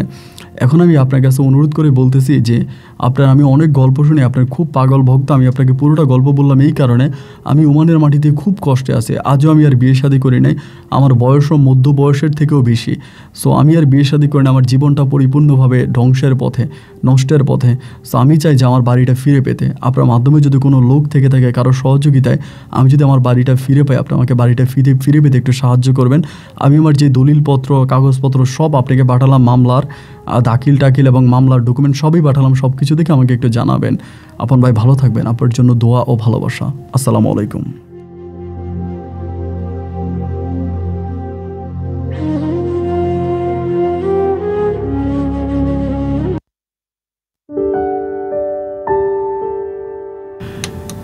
বন্ধুরা সবাইকে অনেক ধন্যবাদ এই পর্যন্ত আমার সাথে থেকে নোয়াখালীর ভাই মোহাম্মদ আজিজ হোসেনের জীবনের এই বাস্তব গল্পটা শোনার জন্য। আমি জানি গল্প শোনার পরে সবাই আজিজকে গালি দিচ্ছেন, এবং আজকের এই গল্পে আমার তাসলিমার জন্য ভীষণ কষ্ট হচ্ছে। তাসলিমার জন্য এবং আজিজের বড় ভাই আসমার জন্য অনেক কষ্ট হচ্ছে। এই দুইটা মানুষ একমাত্র আজিজের জন্য ধ্বংস হয়ে গেল। আজিজের বড় বোন আসমার বিয়ে হতো তাদের পার্শ্ববর্তী গ্রামের কোনো এক মসজিদের ইমাম সাহেবের সাথে। সেই বিয়ে হলো শেষ পর্যন্ত রংপুরের এক দিনমজুরের সাথে। এবং একইভাবে তাসলিমা খুবই সম্ভ্রান্ত পরিবারের, সেই এলাকার এক কথায় বলতে গেলে তাসলিমার আব্বা ছিল রাজা। এত জায়গায় সম্পত্তি ছিল। আজিজ ভাই যেটা আমাকে বলল যে এইরকম যে মোটর সাইকেল দিয়ে তাদের জায়গাগুলো ঘুরতে 1 ঘন্টা সময় লাগতো, মানে 1 ঘন্টা সময় লাগতো শুধু মোটর সাইকেল দিয়ে ঘুরতে। তার মানে কীরকম জায়গায় সম্পত্তি ছিল। তো সেই জায়গাগুলো বিক্রি করে রংপুরের জায়গার দাম তো অনেক কম, একেবারেই কম। তো এরপরেও সেই সম্পূর্ণ জায়গা বিক্রি করার পরে সে ঢাকাতে একটা 6তলা বাড়ি কিনে ফেলে। তার মানে বুঝতেই পারেন যে কী পরিমাণের জায়গা ছিল। এই সমস্ত জায়গাগুলো বিক্রি করে আজিজ রোমানার ফাঁদে পড়ে রোমানার সাথে পালিয়ে আসে। এই দুনিয়াতে মানুষের নেশা আছে, কারো টাকার নেশা, কারো সম্পত্তির নেশা, কারো জুয়ার নেশা, কারো নারীর নেশা। তবে আমার দৃষ্টিতে সবচেয়ে খারাপ নেশাটা হচ্ছে নারীর নেশা। এই নারীর নেশা যে পুরুষের জীবনে থাকবে, সে না পারবে সংসার করতে, না পারবে শান্তিতে থাকতে। আজিজ ভাই আজকে নিজেকে যতই ফেরেস্তা দাবি করুক, আজিজ ভাই যদি না চাইতো তার ওই চাচির সাথে তার ওই অবৈধ সম্পর্ক হয় না। উনি যদি না চাইতো এবং ওই চাচির সাথে অবৈধ সম্পর্ক হওয়া মাত্রই ওনার বোনের জীবনটা নষ্ট হলো। একইভাবে শাশুড়ির সাথে খারাপ সম্পর্কটা হওয়াতে তাসলিমা মৃত্যুতে চলে গেল। আজ এই ঘটনার পরেও আজিজ ভাইয়ের বাবা মা আজিজ ভাইকে ভালোবেসে তাকে আবার কাছে টেনে এনেছে এবং তাকে বিদেশ পাঠিয়েছে। এখন তিনি ওমানে আছে। তো উনি আমাকে যে ডকুমেন্টগুলো, যে দলিলগুলো দেখালো, আমার আইডিয়া অনুযায়ী আমার কাছে মনে হয় না যে উনি এই সম্পত্তি ফিরে পাবে, কারণ তিনি তার বউকে দলিল করে দিয়েছে।